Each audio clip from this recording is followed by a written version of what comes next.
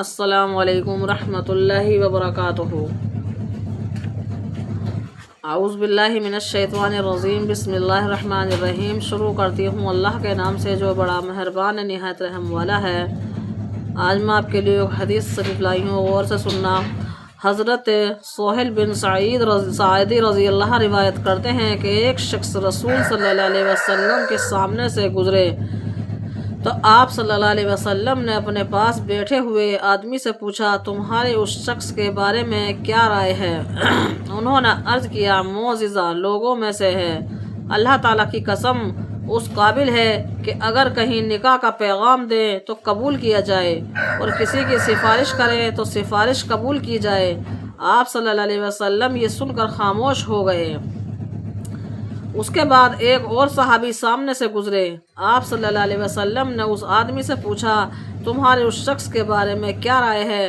اس آدمی نے عرض کیا، یا رسول اللہ، ایک غریب مسلمان ہے، اگر کہیں نکاح کا پیغام دے تو قبول نہ کیا جائے، کسی کی سفارش کرتے تو قبول نہ کی جائے، اور اگر بات کہے تو اس کی بات نہ سنی جائے۔ آپ صلی اللہ علیہ وسلم نے ارشاد فرمایا، اگر پہلے شخص جیسوں سے ساری دنیا بھر جائے تو بھی اس سب سے یہ شخص بہتر ہے۔ میرے اللہ کے یہاں غریب کی بوجھ ہے، امیر کی بوجھ میں یہ نہیں کہوں گی نہیں ہے، لیکن یہ اللہ جانتا ہے کس طرح ہے اور کس طریقے سے ہے۔ لیکن حدیث کا مفہوم یہی ہے کہ میرا اللہ پاک نے غریب پہ بہت شفقت کی ہے۔ حدیث کا مفہوم ہے کہ یہاں کا غریب یہاں کے مالدار سے 50 سال پہلے جنت میں جائے گا اگر وہ مومن بندہ ہوگا، اللہ سے ڈرنے والا ہوگا، ہمارے پاک نبی صلی اللہ علیہ وسلم کی سنتوں کو زندہ کرنے والا ہوگا، اور اپنے گھر کے اندر صلح رحمی کرنے والا ہوگا، یعنی کہ اپنے بہن بھائیوں میں، اپنے رشتہ داروں میں، اپنے محلے داروں میں اس کا تعلق اچھا ہوگا۔ تو ہمارے بہن بھائیوں، ہمیں اپنے تعلق اچھے بنانے ہیں اور ہمیں نبی کی سنتیں زندہ کرنے والے بننا ہے، اور ہمیں شیطان مردود سے پناہ مانگنے والے بننا ہے، اور ہمیں اپنے اللہ کا ذکر کرنے والے بننا ہے، اور اپنے دینی بھائیوں کو دین کی دعوت دینے والے بننا ہے۔ تو ہمیں سارے کام اس طریقے سے کرنے ہیں کہ جو ہمارا اللہ ہم سے راضی ہو جائے، ہمارا رب ہم سے راضی ہو جائے۔ میرے اللہ کی اتنی پاکی بیان کرو کہ وہ ہر شے پہ قادر ہے، کرنے والی ذات اس کی ہے، ہماری تو کوئی اوقات نہیں کہ ہم کچھ کر سکتے ہیں۔ ہم تو ایک ادنا مچھر سے بھی گئے گزرے ہیں کہ اگر ہم سے کوئی چیز چھین لے تو ہم اسے واپس لینے کی بھی طاقت نہیں رکھتے۔ یہ بھی سب اللہ کا حکم ہے کہ وہ ہمارے پاس آ جائے۔ تو میرے بہن بھائیوں، ہمیشہ اللہ کے ذکر میں لگا کرو، اور اگر کوئی تمہارے سامنے غلط کر رہا ہے اور آپ دیکھ رہے ہو تو عاجزی کے ساتھ اسے سمجھایا کرو، اسے ڈانٹا بھی کرو اگر ڈانٹنے کی ہمت رکھتے ہو۔ بہت سا تو ایسا ہوتا ہے ذرا سا ڈانٹ دیا تو اس کو اوپر کوئی چڑھ کر آئے گا، اور مسلمان بھائیوں کا یہ کام نہیں ہے۔ اگر غلطی ہے تو غلطی کو مان لیا کرو، بڑوں کا ادب کرا کرو، کیونکہ بڑوں کا ادب اور چھوٹوں کا لحاظ میرے اللہ نے بتایا ہے۔ میں آپ کو ایک حدیث شریف اور چھوٹی سی سناتی ہوں، غور سے سننا۔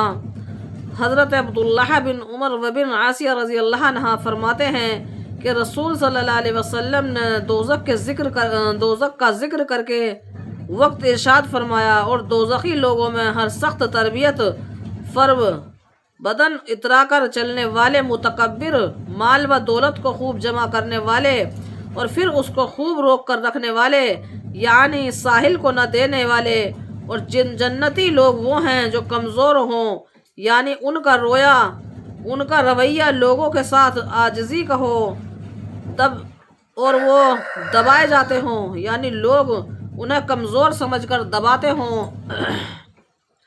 اور آج کے ٹائم میں کیا ہو رہا ہے؟ یہی تو ہو رہا ہے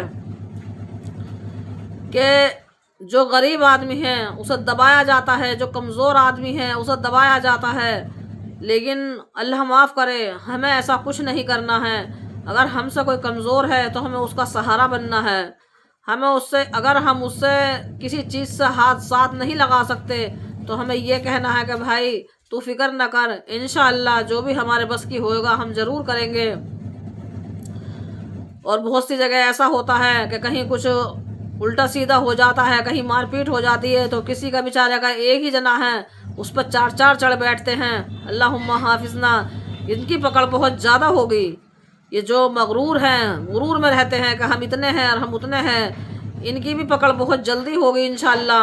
کیونکہ میرے اللہ نے اگر ہمیں کچھ نعمتیں دی ہیں تو ہمیں ان نعمتوں کی قدر کرنی چاہیے، یہ نہیں کہ ان نعمتوں کا غلط استعمال کرنا چاہیے۔ ہم نے آج کے ٹائم میں ایسا دیکھا ہے کہ انسان اگر کمزور ہے تو اسے اور دبایا جاتا ہے، اسے اٹھانے کی کوشش نہیں کی جاتی، اسے اور دبایا جاتا ہے، اور یہ ہمارے اللہ کو ناپسند ہے۔ ایک واقعہ ہے کہ دو بکری ہیں، ایک کے سینگ ہیں اور ایک کے سینگ نہیں ہیں، اور سینگ والی ہمیشہ گھمنڈ میں رہتی ہے کیونکہ اس کے سینگ ہیں، اس کے پاس ہتھیار ہے، اور وہ بغیر سینگ والی کو مارتی ہے، اور اتنا مارتی ہے کہ اسے لبے دم کر دیتی ہے۔ لیکن جس کے پاس سینگ نہیں ہے وہ بیچاری کیا کرے، وہ پٹتی ہے اور صبر کرتی ہے اور اپنے اللہ سے شکایت کرتی ہے۔ تو میرے اللہ نے بتایا ہے کہ اگر سینگوں والی نے بغیر سینگوں والی کو بیضا مارا ہے تو انشاءاللہ میں اس شے پہ قادر ہوں کہ قیامت کے روز جو بغیر سینگ والی ہے میں اسے سینگ دوں گا، اور جو سینگ والی ہے اسے میں سینگ نہیں دوں گا، وہ بغیر سینگ کی ہوئے گی۔ تو وہ جس کو اس نے یہاں دنیا کے اندر ستایا ہے اور مارا ہے، انشاءاللہ وہ ان سے قیامت کے روز اپنا بدلہ لیں گے۔ تو اللہم حافظنا، ہمیں ایسا نہیں کرنا ہے کہ ہمیں کسی کو بیجا نہیں ستانا ہے، اور ہمیں کوشش یہی کرنی ہے کہ ہماری باتوں سے یا ہمارے کسی کام سے کسی کا جینا دکھ ہے، پتہ نہیں کسی کے دل کی بد دعا ہمیں لے ڈوبے۔ تو میرے بھائیوں، ہمیشہ اچھے اچھے کام کرنا چاہیے اور ناحق کسی کو ستانا نہیں چاہیے۔ اور اگر کہیں ایسے ہم پھنس جائیں تو اپنے اللہ کو حاضر ناظر کر اللہ کی رضا کے لیے اللہ سے ہی کہہ دے کہ اللہ میں تیرا بندہ ہوں، جو وقت تو نے مجھ پر ڈالا ہے، اچھا بھی تو نہیں دکھایا اور برا بھی تو نہیں دکھایا، دکھانے والی ذات تیری ہے اور کرنے والی ذات تیری ہے، اور آنے والا وقت ہمارا بہتر بنا دے، اور اللہ پاک ہمیں آنے والی مصیبتوں سے دور رکھے، اور اللہ ہمارے سب مسلمان بھائی اور مومن بھائیوں کی حفاظت کرے۔ یہ جگہ جگہ جھگڑے فساد پھیل رہے ہیں، اللہ ان سب کی بھی حفاظت کرے، اور ہمارے بچوں کی بھی حفاظت کرے، اور ہماری آنے والی ویڈیو کا انتظار کریں اور اپنی حفاظت کریں، اور ہمارے لیے بھی دعائیں کرتے رہیں۔ آمین ثم آمین۔